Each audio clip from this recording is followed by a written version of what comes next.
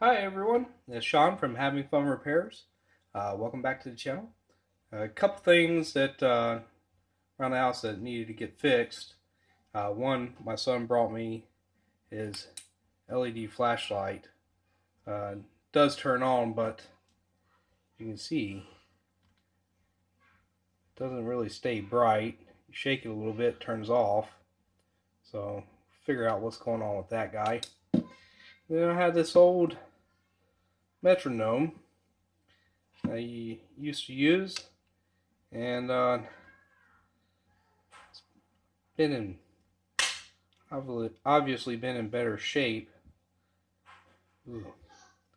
Doesn't work right now. Gonna need some new batteries, but yeah, it's got a lot of work that it needs. So without further ado, let's get started.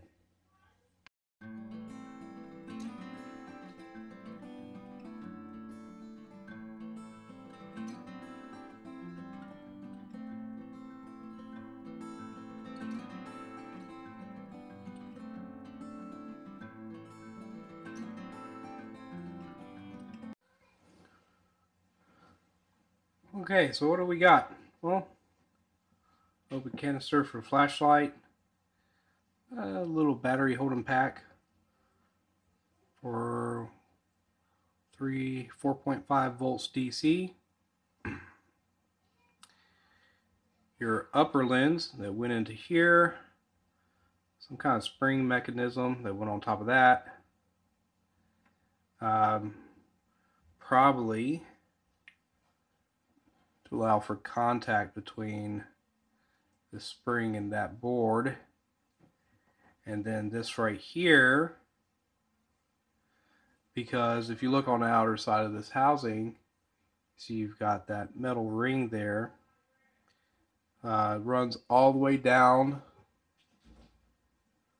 to the side down there. Let me turn on my flashlight real quick. Probably see that easier. To the bottom. And then center pin is positive. A little resistor on here, R500, should be a 0.5 ohm resistor.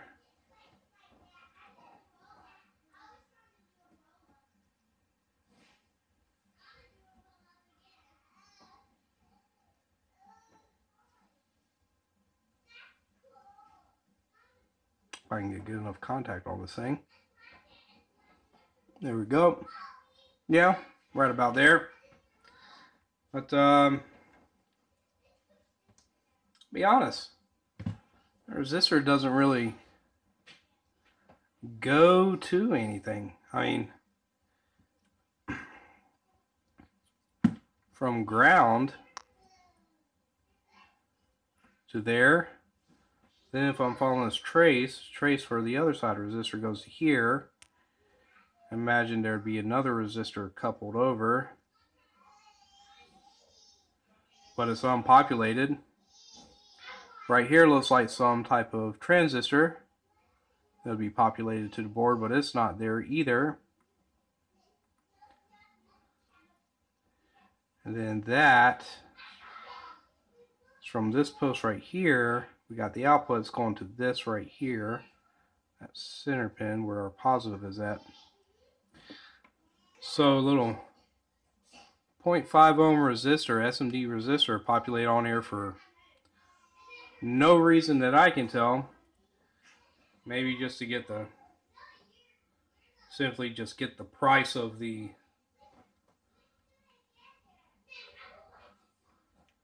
flashlight up.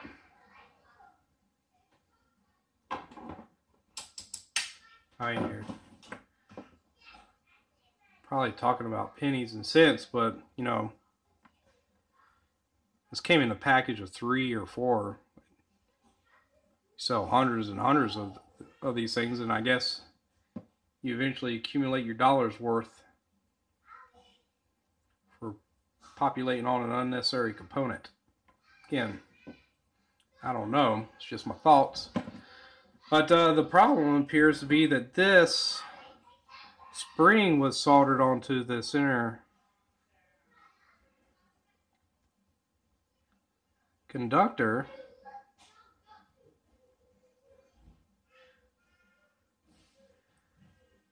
and it's broken off.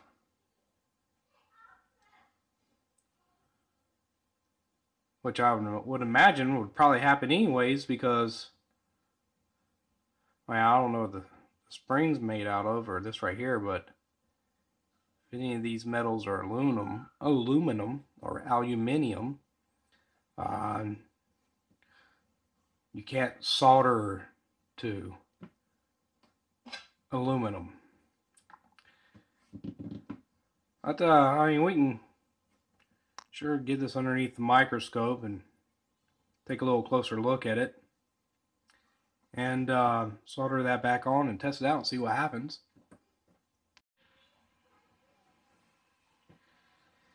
Okay, and here we have it. There's the model number. If anybody wants to look it up online, I'm not even going to bother. The very cheaply made LED. And still got flux residue on the board. Again, makes me wonder why even bother putting this 0.5 ohm resistor on there. That's why. It's going between ground and nowhere. It's just floating out there in space. So, but anywho, get this soldering iron turned on. We'll solder this guy back in place.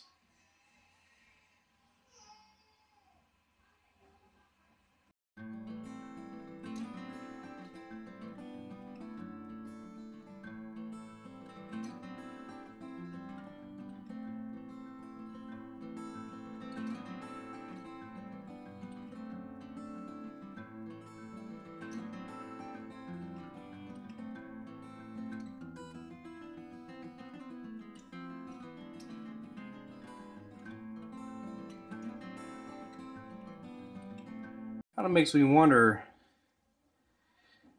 this little LED on these PCBs and not having other things populated. Maybe if these were mass produced or reject boards from somewhere else, that a company was using these for maybe making their own LED illumination device, but these boards got rejected, and somebody put them on the market for sale, and then another company just, yeah, super cheap, buy them up. You know, they don't take any of the components off of them. They just, you know, buy them up and use them for their purpose, because essentially all you're doing is just putting a battery between these LEDs. There's no efficiency in this whatsoever. So, okay, time to reassemble.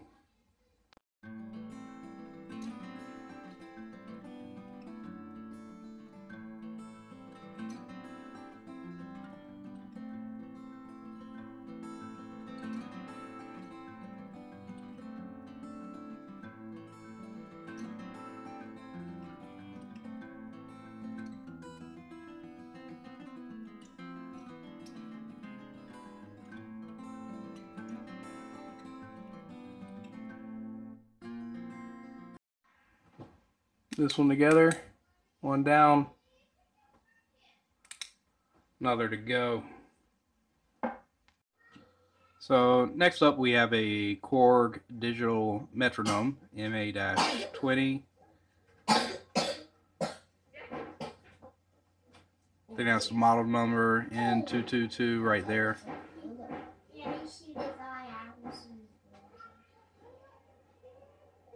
Either that or that was the model number, one or the other. But obviously seen a bit of wear, pretty dirty. Gonna clean it off just a tad bit before we open it back up.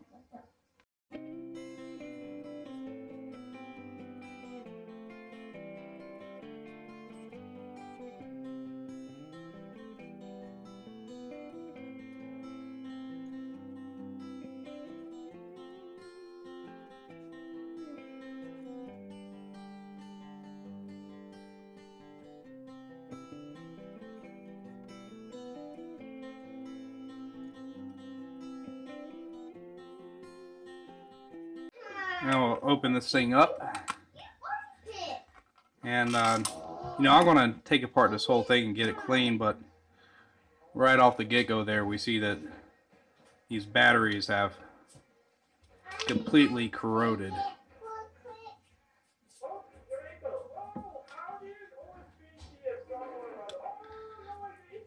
Oh, yeah, that's lovely. Super awesome.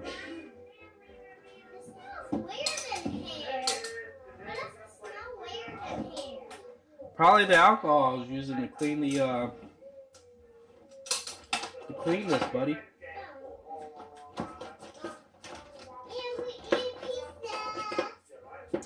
My kids are in here in the office sharing on YouTube.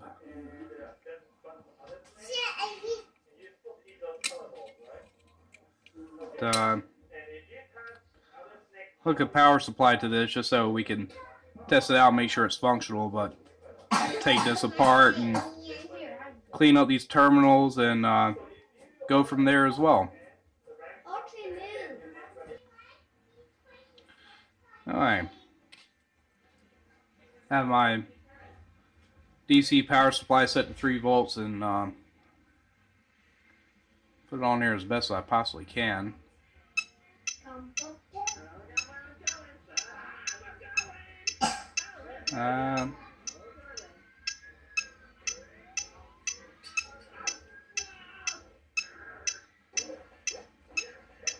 Display function's not all that good. Might be because I got the back cover off and I just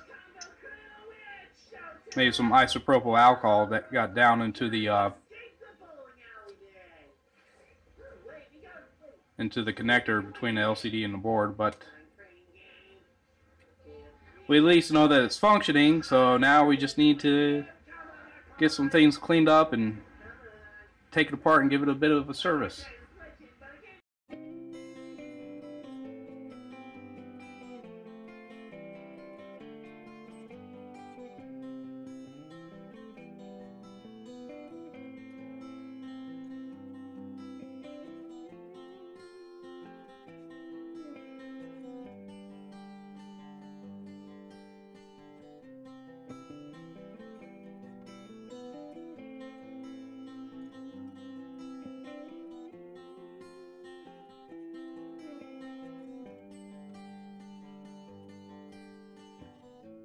So I thought this was going to be a relatively quick repair, and I didn't test any of the buttons or their functionality before I took the device apart. However, you can see that that battery acid has actually ate up quite a bit of this PCB, especially where these carbon pads sit and where these little buttons would be depressed to close the circuit. So I'm going to get this cleaned up, and we're going to get it underneath the microscope and just ohm out some things to see see how much more damage there is on here, and potentially continue the repair from that point. And hopefully this thing will be functional at the end. I mean, at least turned on. Whether or not we have use of the buttons down here is going to be a completely different matter. Man, now I'm kicking myself. I wish I had tested them before I opened this up. Okay, let me get it cleaned up. We'll get underneath the microscope.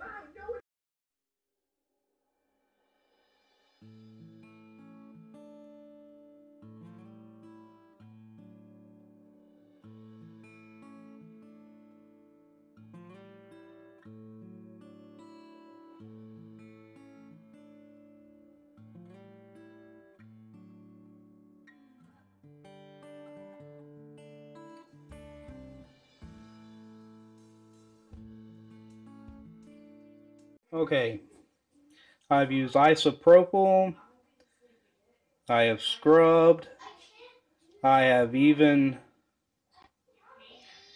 used some fiber bristles to try to get this cleaned up, and you can see it is really bad through here. I believe this is all, the bottom part is the ground plane because it's coming from this pin over here, but you can see how tarnished this copper is, how bad the pads look, and I need to get rid of as much as this as possible, or it's just going to continue to corrode. So what I'm going to do is I'm going to use my Dremel with a wire brush, and then I've got to carefully go across this, that way I can clean it up but not take off any of the copper trace. Now it might break anyways, which is something that I have to go back and fix, but that is the only best method I've got right now to move forward on this.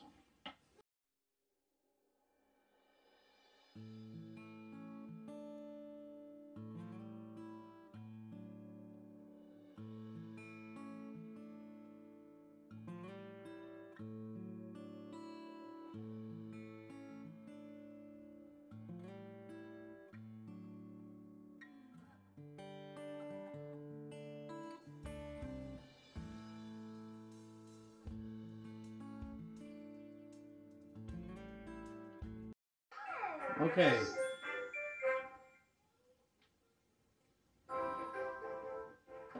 So unfortunately, to get as much of that corrosion off this board as I needed to get, I actually had to also get rid of the carbon pads that were made in this area where the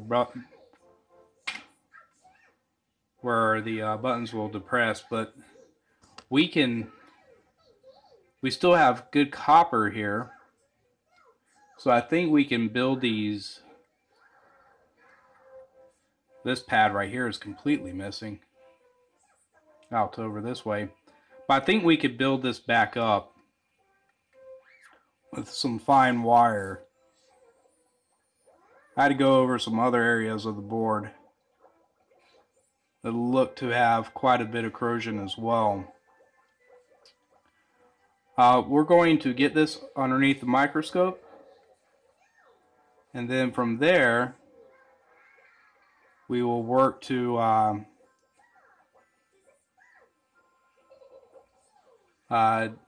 give a functional test of these areas to see if we have anything, every place where we had corrosion, see if there's any other areas that I'm missing that need to be addressed. I mean, even you can look, it's went all the way through the board. Battery acid is a terrible thing. And see what we can repair, rebuild, and see if we can get this thing fully operational again. Let's get it underneath a microscope and start doing some testing. Okay, got this guy up underneath the microscope so you can all see what we're dealing with here. It's only a single layer board. I'm not concerned with anything that is open per se, like these pads right here, because they go through holes, so there's something that could be put through the board, but again, there would be wires populated or something already there for me to be concerned with that. Bottom line, this is the battery minus or negative terminal of the board, so this will be our ground. We just need to test between these points, see if we have continuity, and we do on that one. And go to the second one here.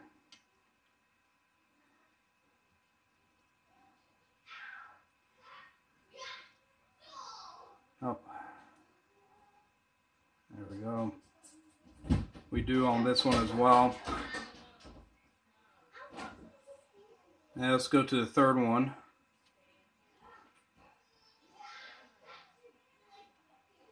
Kids were coming to the door. So this is going to run through a 0 ohm resistor, and it does to the other side, and it does to this pad right here.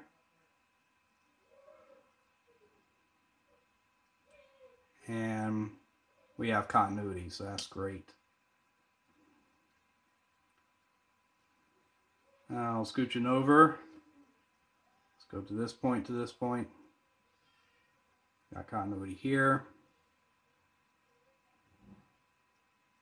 Let's go to this point, to this point. Again, we have continuity.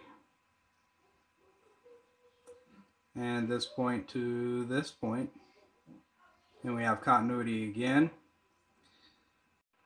Okay, so now I just want to check out this edge of the board. And it appears that the trace runs up here to the top, but I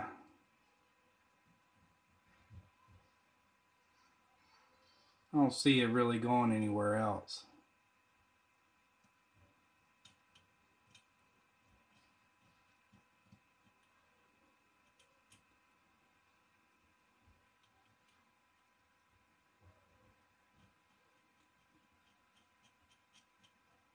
I think this is actually where it just ends. Yes, that's the way it appears to. So far no broken traces, which is good. Just peering more over the board.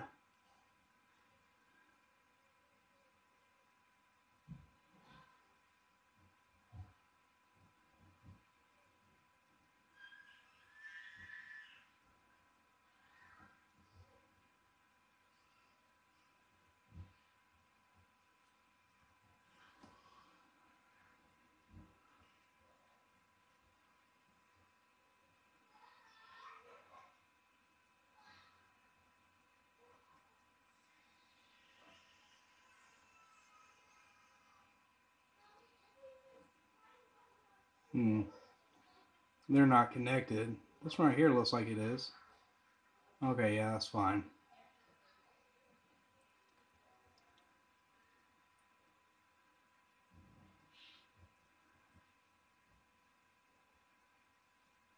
I want to test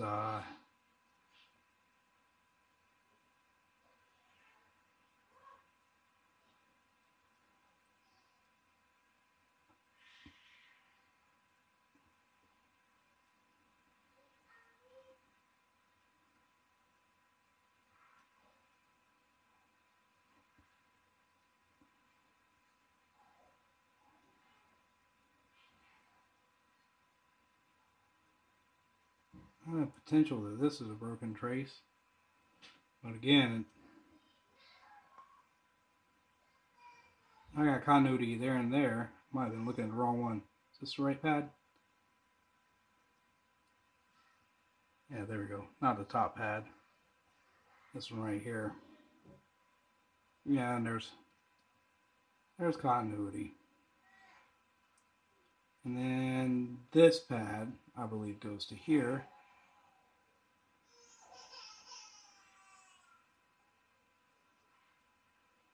And there's continuity between here and this point. And it's probably just because I don't have this pad cleaned up good enough, but there's continuity to there and there, so that's good. Alright.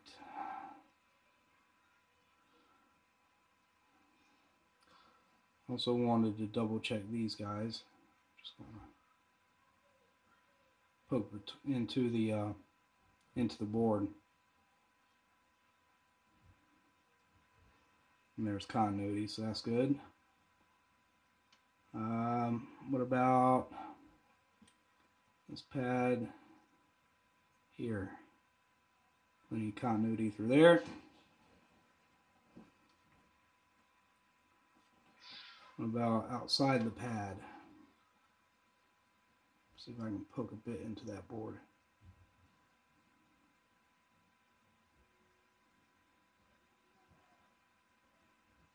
Yep. Got it there. Alright, so far everything is looking pretty good, but we also need to test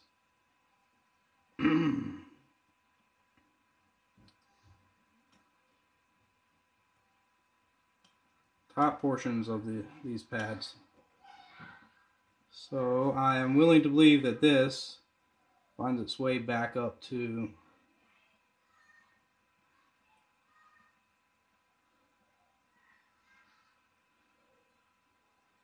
this chip.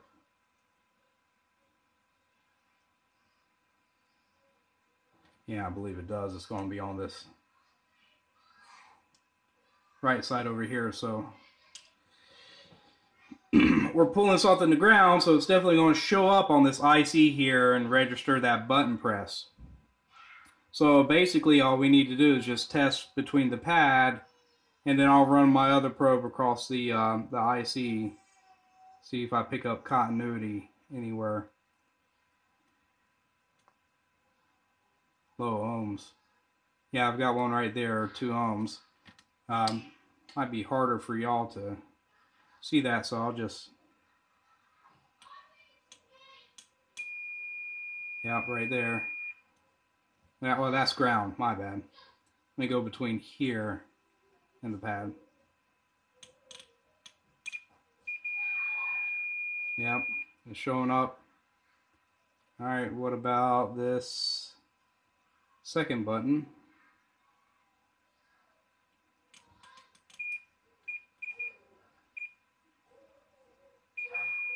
Yeah, it's there. What about this third one? Yep, we've got it. What about this fourth button? We've got it. Fifth one.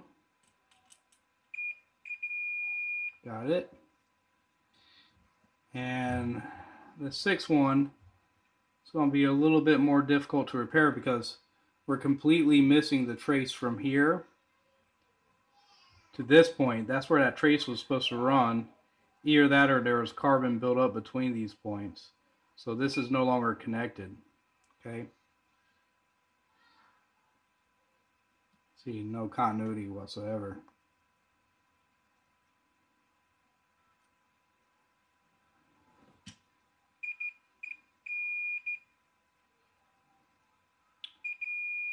But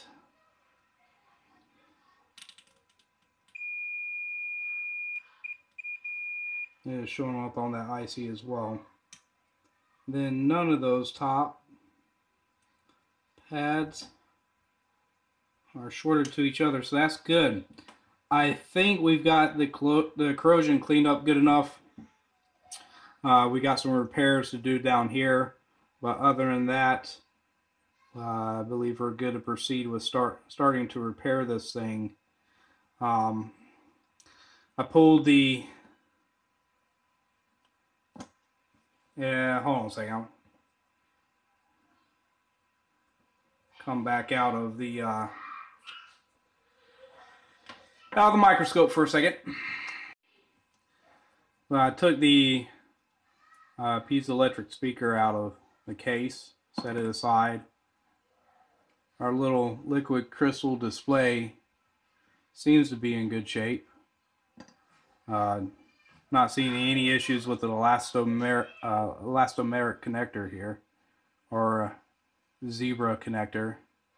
There appears to be a little bit of bleed in the screen, but it's around the edge, so I'm not too concerned about that. We'll get that cleaned up. Buttons are all out. These will need some obvious cleaning. And then while we were cleaning up and troubleshooting the board, I put those screws and those terminals into some white vinegar and just take away the corrosion. Battery acid, neutralize it for a bit. You don't, however, want to leave metals inside vinegar for too long, because after it's done eating away,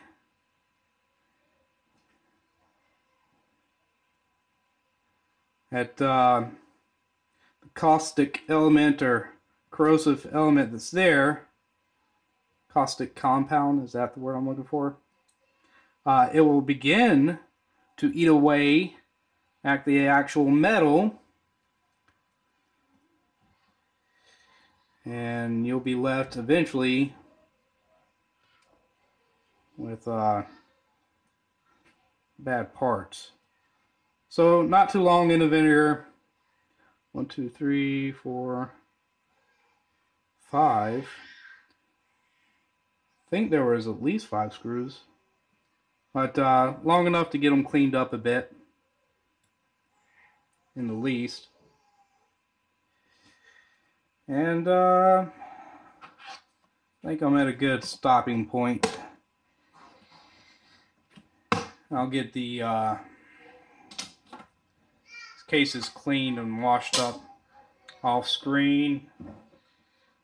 Baby girl needs to get to bed because it is her bedtime. I hear her getting fussy in the other room. And we'll pick back up for me in a day for you here very quickly. Okay, so my next plan of attack is to rebuild the pads. I'll get it up underneath the microscope so you can see that work. Since I don't have any paste kit, trace repair kits or anything like that, what I'm going to attempt to use is this braided soldering wick in order to replace those tabs. Now I could use wire. I don't want to use a small gauge wire because it's rounded.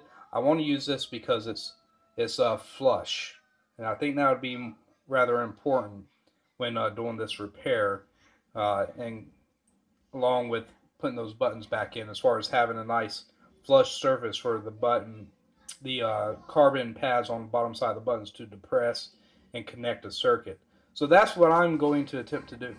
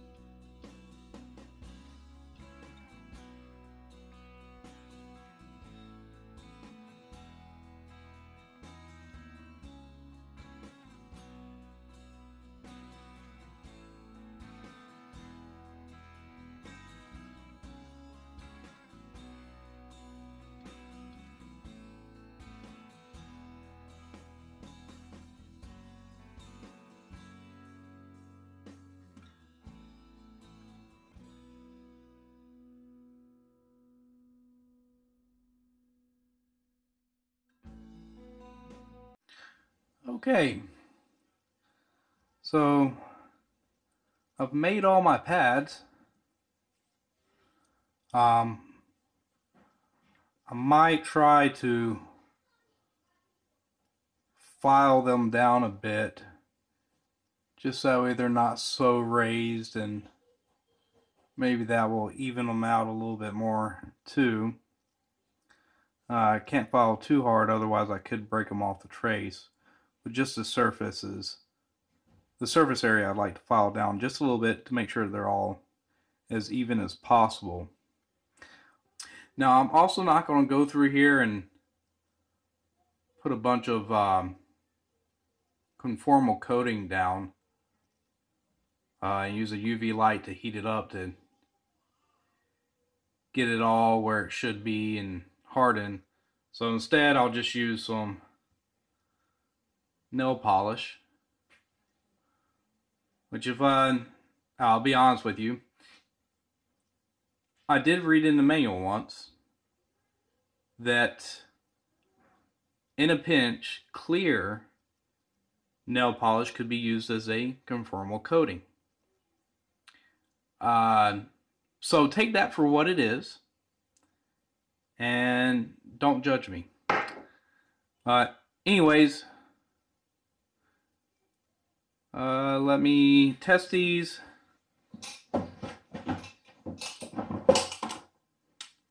Pull out my multimeter.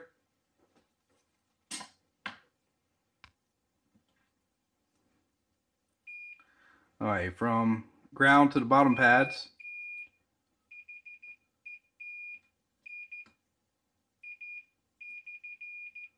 They have all continuity. To the top pads, that was me bumping a bottom pad. Zero continuity. From the top pads to the IC, I don't remember where they showed up, so good there, good there.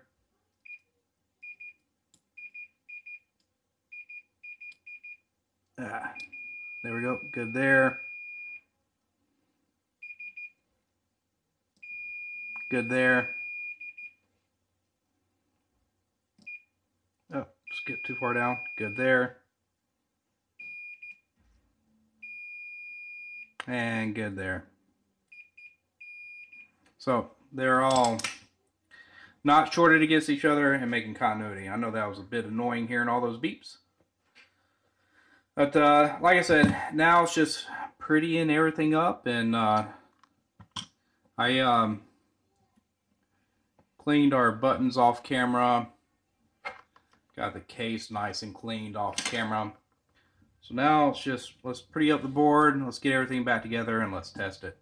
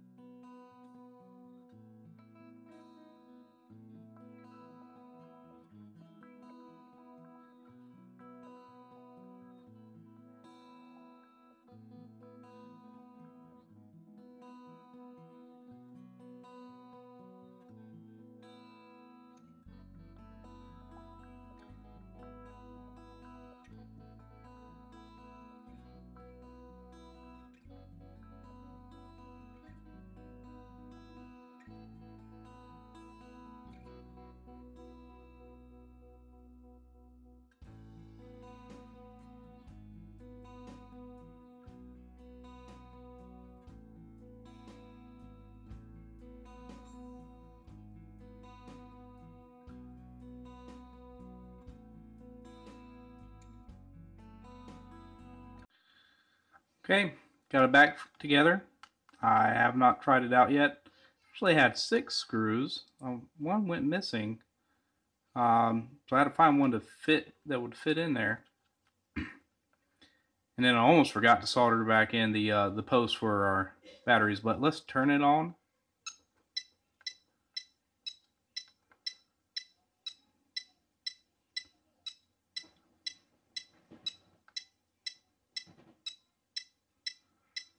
Oh, display still needs some work.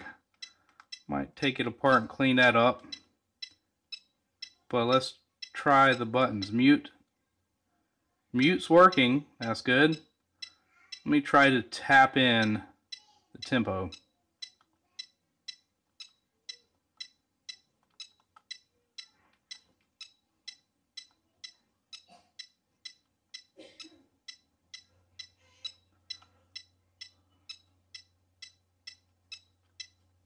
Well, definitely lowers and higher.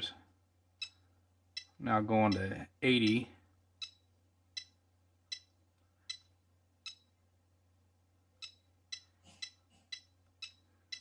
Alright, sound.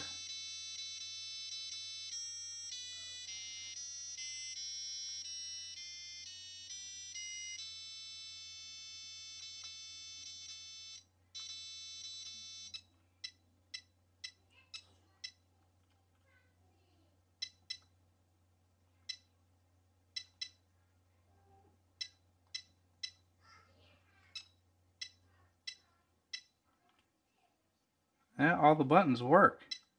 So now I just need to figure out the screen. That's the last piece of the puzzle. And we'll have a working metronome again. So I probably spent quite a bit of time on this. More diagnostics than I thought I would actually need to do. I cleaned off the elastomeric connector, the screen, put it all back together, still missing things on the LCD. So the next thing I did is I just went ahead and went to the board. I checked our resistors, I checked our transistors, I checked our diodes, I checked our inductors. I have not checked the crystal. That could be an issue. But then I also went across all these carbon pads here and owned them out to our little LCD driver, and IC is going to do a lot of things, probably also generating the buzz to the speaker. And then I took my paint pen, which has metal particulates in it to allow me to like draw a trace, create continuity just by drawing, and I dabbed it on this paper right here. And I'm sorry for not recording all this, but it's so tedious. And then I would touch the tip to every pad on there until I had them all covered, and then went back through and ohmed this out, and everything's making good contact with the IC. So with that being said, the only possible problem that I can think of, if this doesn't fix it, is one of three things. Potentially our crystal is bad. That could be one thing. Potentially. Another thing could be that I just need to replace this elastomeric connector. And then lastly, the LCD itself is just no good. So I'm going to put it together as is with just this one change and see what it does. Well, unfortunately, that has not solved the LCD issue either. So now I'll be looking at replacing the zebra connector, elastomeric connector, and maybe we get a change from there.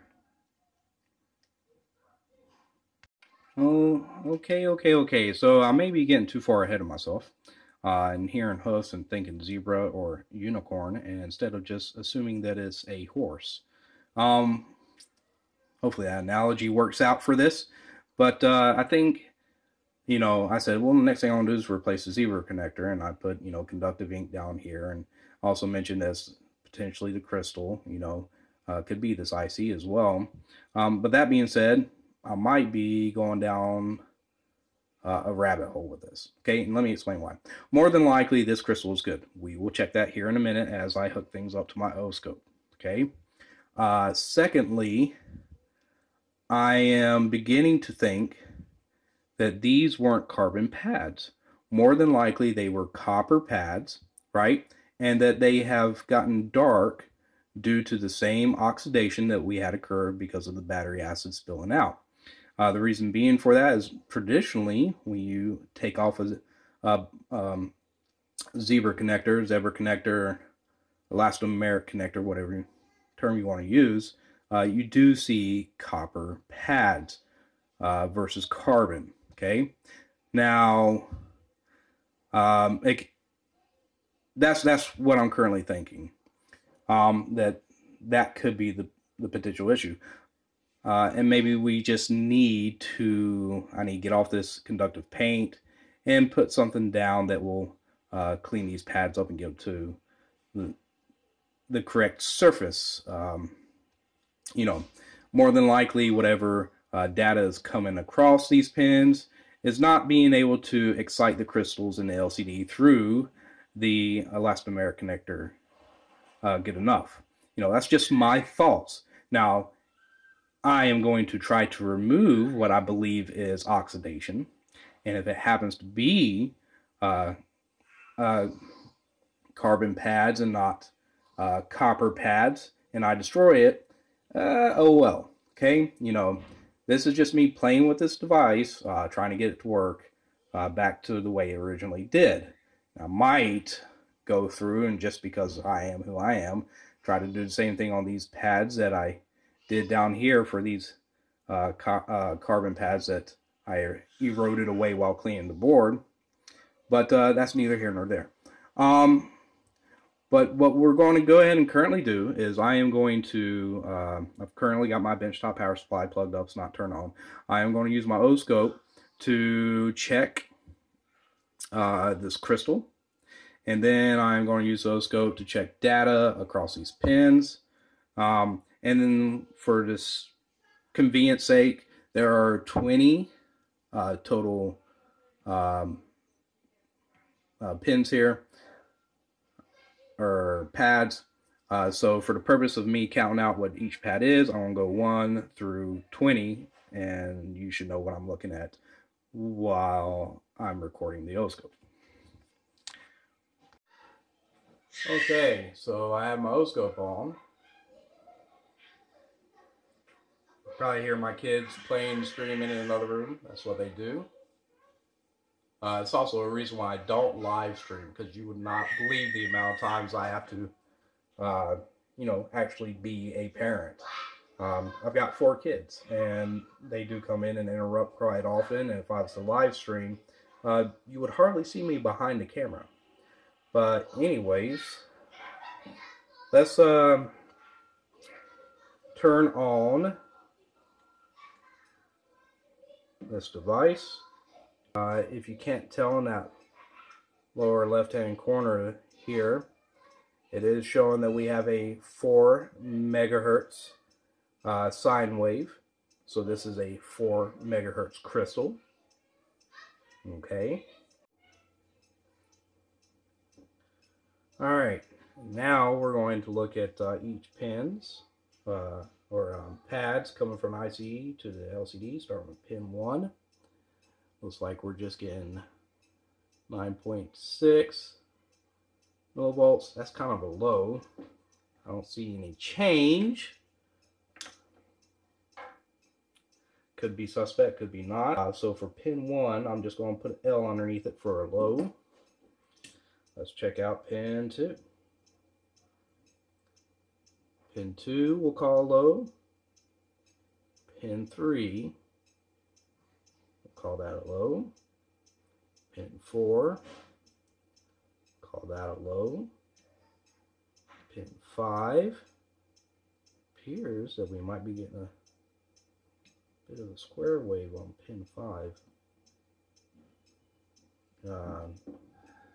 I'll say 2 low, 3 low, 4 low. Let me see if I can get this on to pin 5 better. 1, 2, 3, 4, 5. I mean, it's there for a second.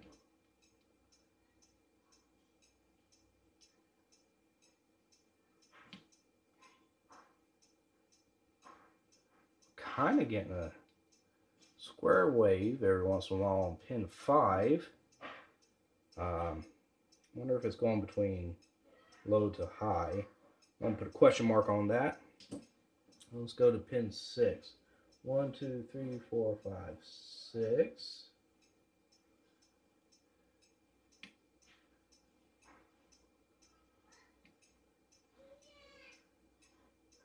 Doesn't really appear that I'm getting anything on. Oh, no. Again, for a second, seem to be getting something square wave, but it's very finicky. So pin 6, I'm going to put a question mark as well. Let's go to 1, 2, 3, 4, 5, 6. Let's go to pin 7. There, we have a square wave for a second, and then disappeared again. Now it's there and holding. It's pin 7. Call that a high, 3 volts. Pin 8 is a high at 3 volts.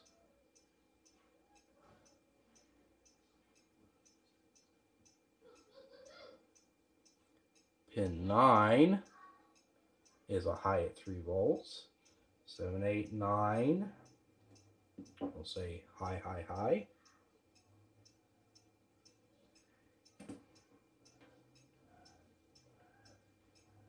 Let's go to pin 10. Looks like a low.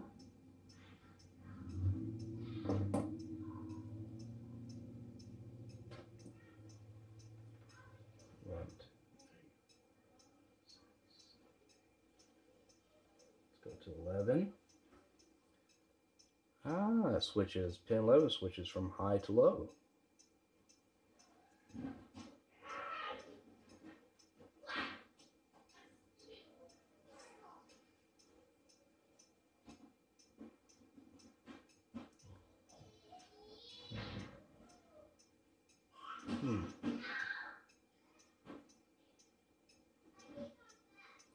But it really depends on how hard I press on it. 1, 2, 3, 4, 5, 6, 7, 8, 9, 10, 11. In order to get that. So 11's swaps between high and low. About 12. Same thing. About 13. 13 is just a low. So I'm going to write low to high.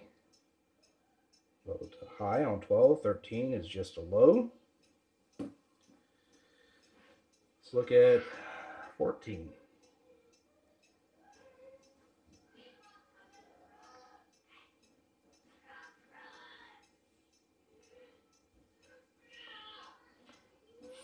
Is a low. 15 is high.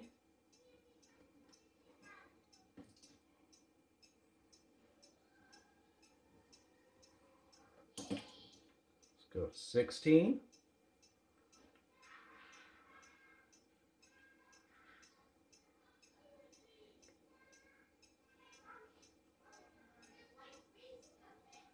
And 16 is a low. 17 goes low to high.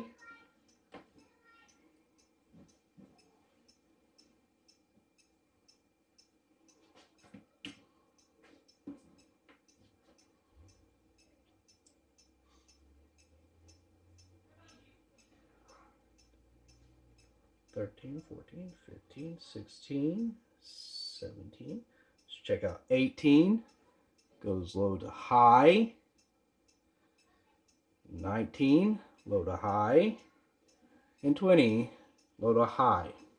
So, here are my thoughts.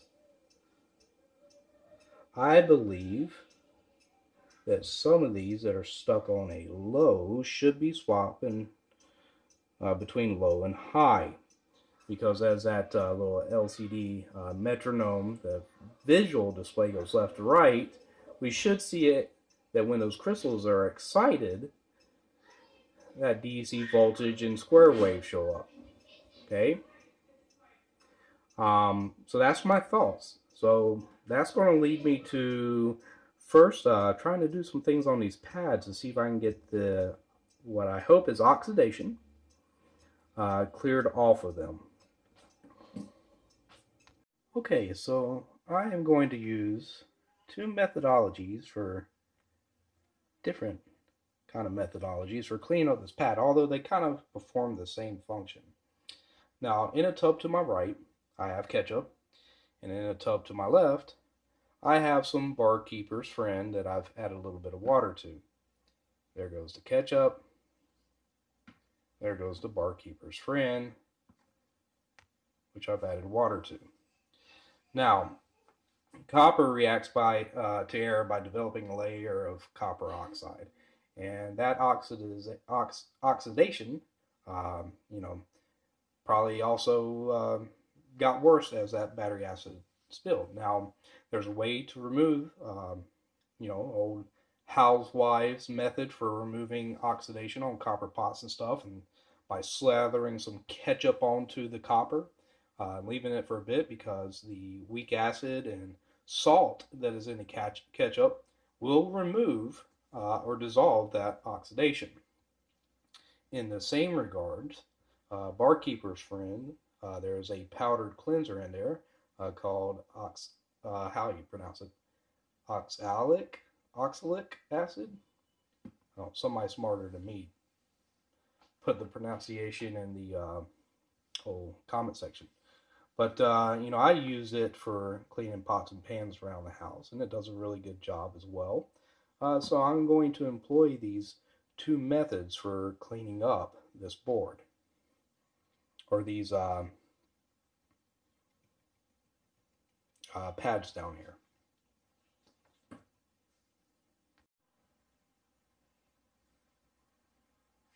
Okay. So I've now got this underneath a microscope, and I can record a bit. I can't put the entire connector in shot because I can't get the way I have my microscope set up, I can't bring it far enough away from the board. But it appears that I might actually be right about these being copper, because it looks like that is either some of the conductive paint left behind that I cleared off with some alcohol, or that is a bit of copper pad. So, using a Q-tip, I'm going to take a bit of this Barkeeper's Friend and get a bit of it on my Q-tip, the paste portion that is, and I'm just going to slowly rub this section back and forth.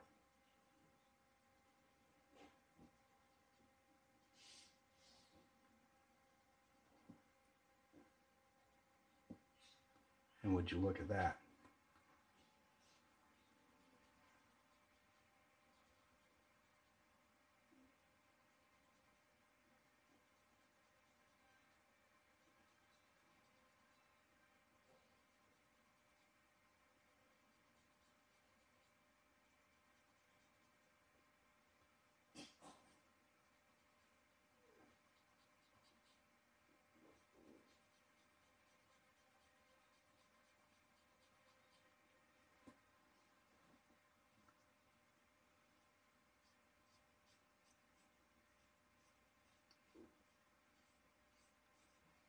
It is 100% oxidation. With that being said, what I'm going to do next is I'm going to use a different Q-tip. And for those of you who don't have Barkeeper's Friend or anything of that nature in your house, but you do have a bottle of ketchup and some spare time, one thing you can do is take a bit of ketchup, put a nice layer across all your pads that are oxidized.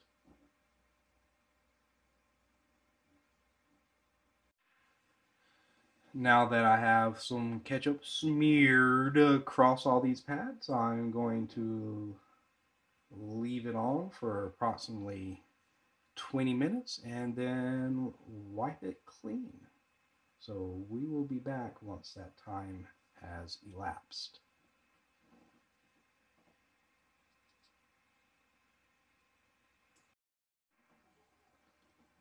Now, I have let this sit for a little bit, but in the interest of time and needing to get my youngest daughter down for her daily nap, I'm going to go ahead and clean this off a bit. Now, I did apply a bit of ketchup to some other areas on the board and started wiping it away, and you can see how it is, that copper has come back.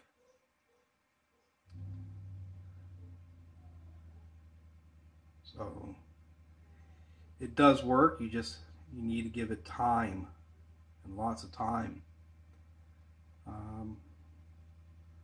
Also, because there's sugars and stuff on here, we're going to have to make sure that we thoroughly clean this board afterwards.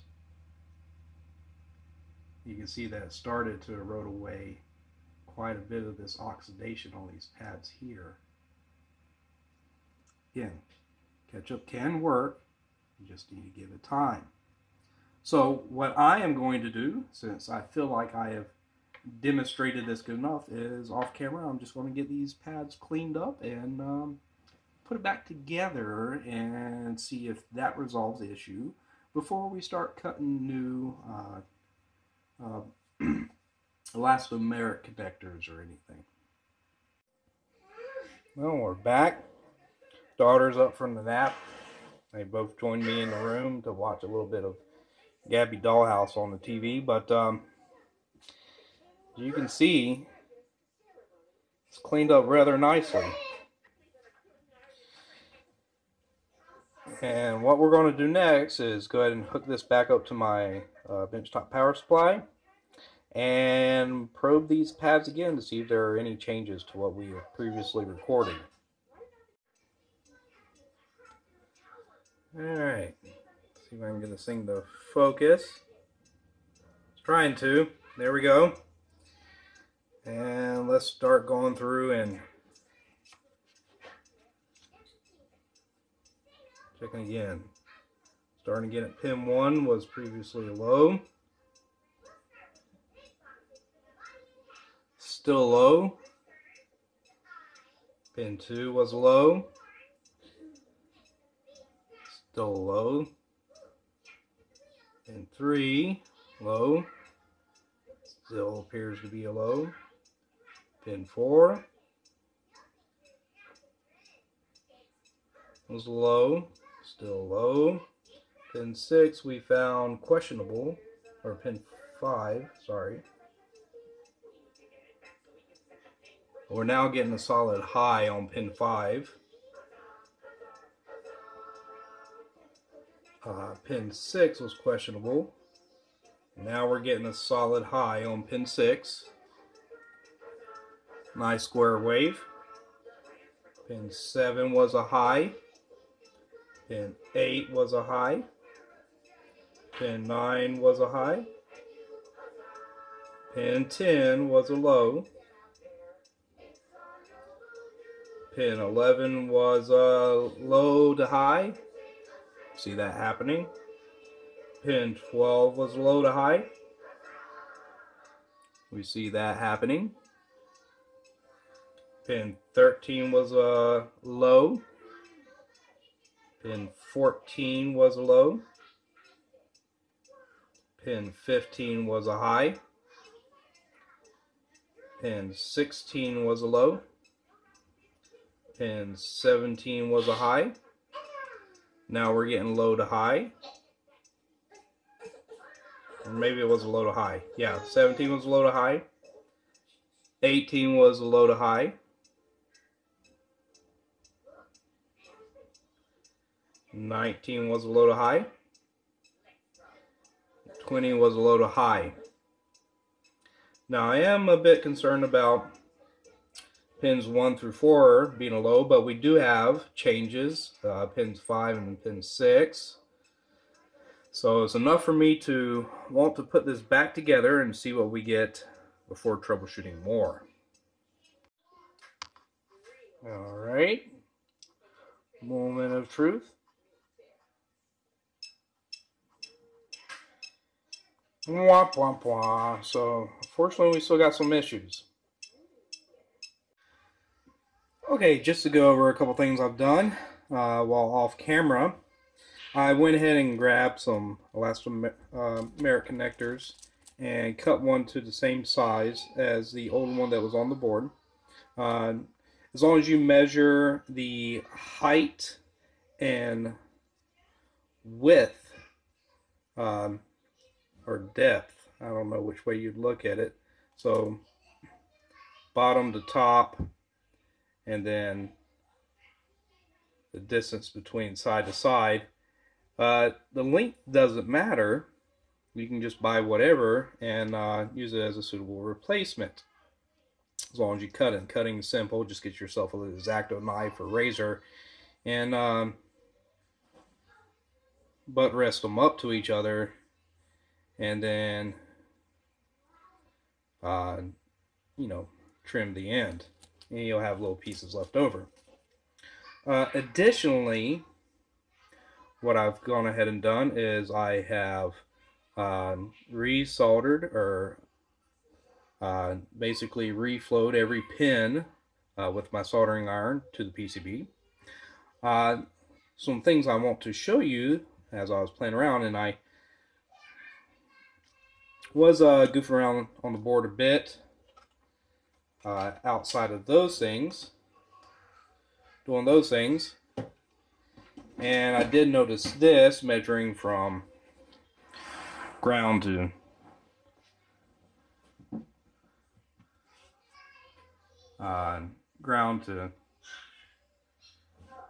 trace is we will have about 2.5 to 3 megohms of resistance. Now it was 2.5 before I reflowed. It's showing 3 megohms now.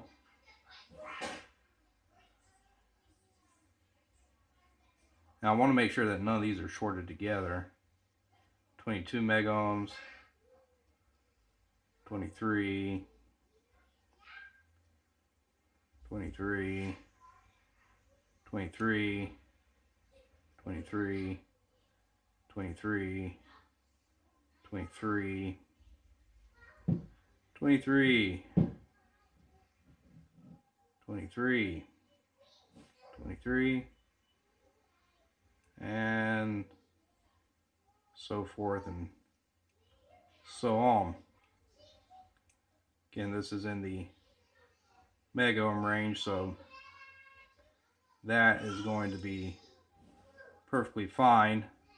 Now from here to here, 3 megohms, 3, 3, 3, 3, 3, 3, 3. You're probably bored with me saying 3 right now. Now the reason why I'm doing this is that way anybody else who's working on a device with an LCD panel, you have something to compare this with. Now I am assuming that 3 megohms between pad to ground is sufficient enough to show that there is continuity in between here, no direct shorts, which is good, which means that this is soldered correctly.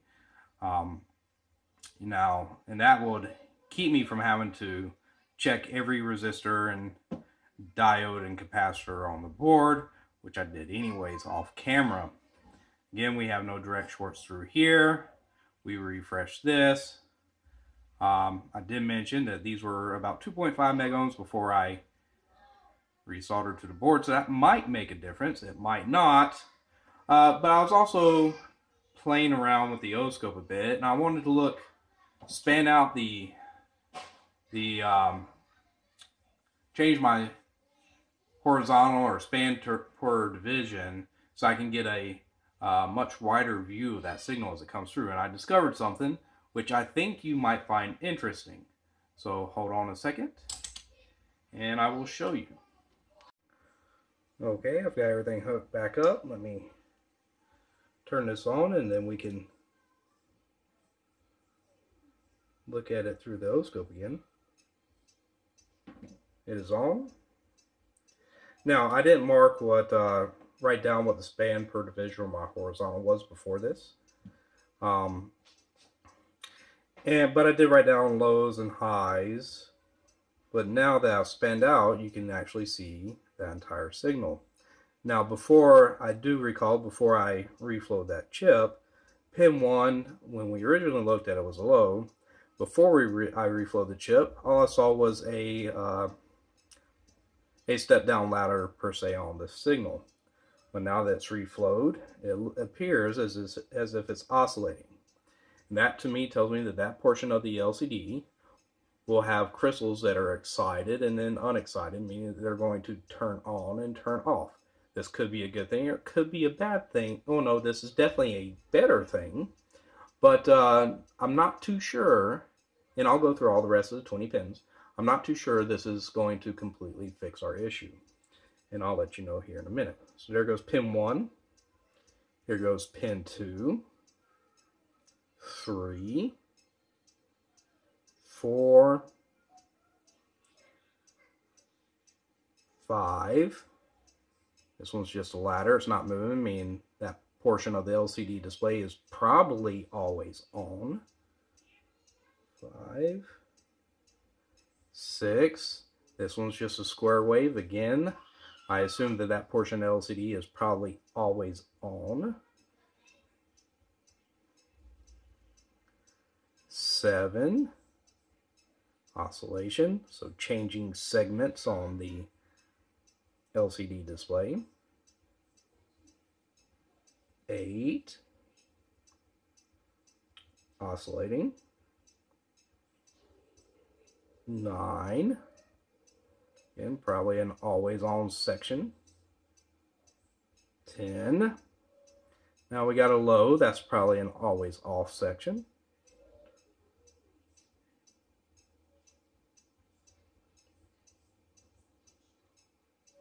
1, 2, 3, 4, 5, 6, 7, 8. Miscounted. 1, 2, 3, 4, 5, 6, 7, 8, 9, 10, 11, 12, 13, 14, 15, 16, 17, 18,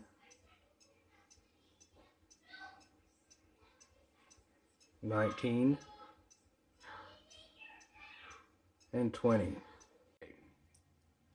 Here is the LCD display, and you can kind of make out to the bottom there when I get the incandescent bulb to shine off of it, where the elastomeric connector needs to make contact, and then for that signal to be able to make its way into the LCD screen. But as I move further up, you see these breaks in here? I think some of that due to the corrosion. So more than likely, remember, when I put this in here, flat down, it's going to be on the left-hand side. So when this is turned around, we're going to see everything that is not broken on the right side of the display. Let's see if I can get this back on here.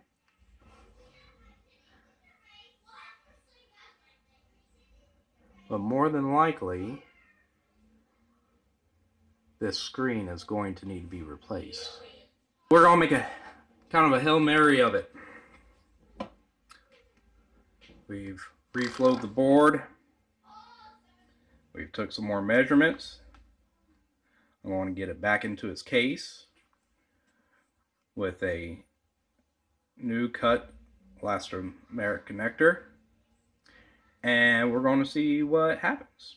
And like I said, I personally don't have hope for a full working display right now based off of what I just showed you with the display itself.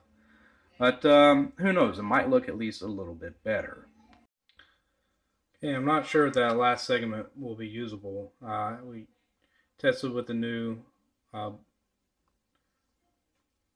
zebra connector and everything, and you know, everything did appear to be darker, which looks good, but we were still missing segments. So the Hail Mary did produce a better display, but we were still missing a good portion of it. I wish that last recording hadn't messed up before I took all this back apart and started changing things. But what I've done now, and I think we've pretty much proven that this LCD is busted at this point. We saw the breaks in the connector. But what I'm going to do, what I've done now, is I'm going to put this old elastomeric connector back in, or zebra connector, and I've used my conductive ink pen to kind of try to bridge the breaks in here, although I haven't really done it too well. But we'll see if that makes any difference. Okay, ladies and gents, moment of truth now.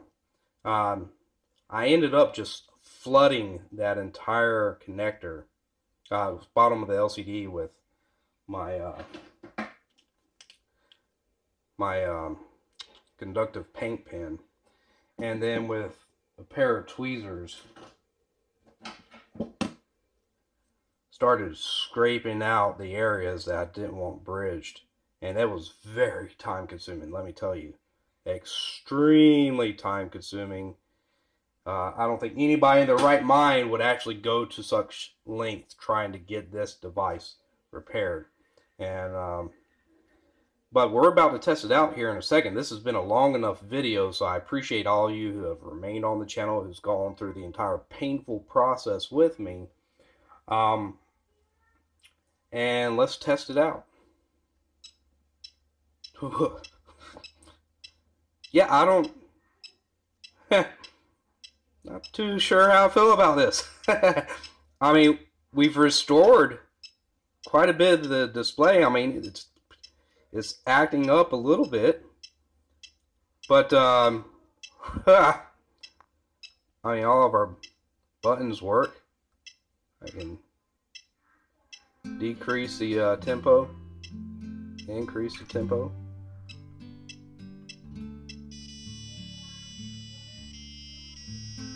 I mean, like I said, it's still acting up a little bit, but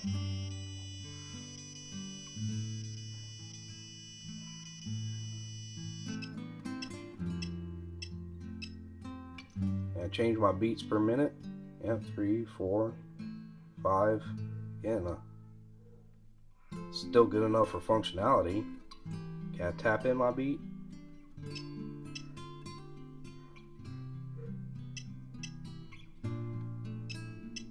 Yeah. I mean, I don't know what to say about this.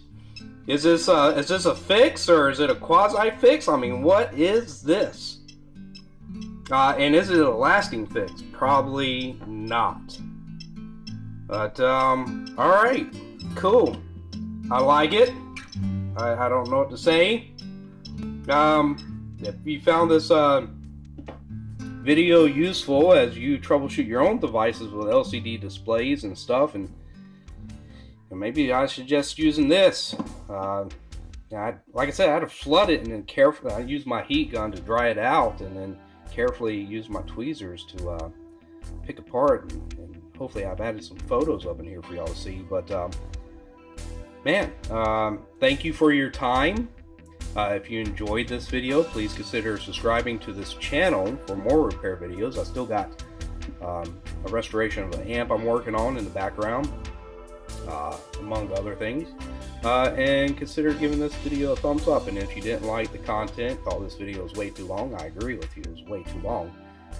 You know, put some comments down there in the doobly-doo. And if you got anything to add to the content of this particular video, then by all means add it down there in the comments section. I enjoy getting the few emails I've gotten from some people and the comments I get on my YouTube videos. So either way, I appreciate your time. Take care. Goodbye.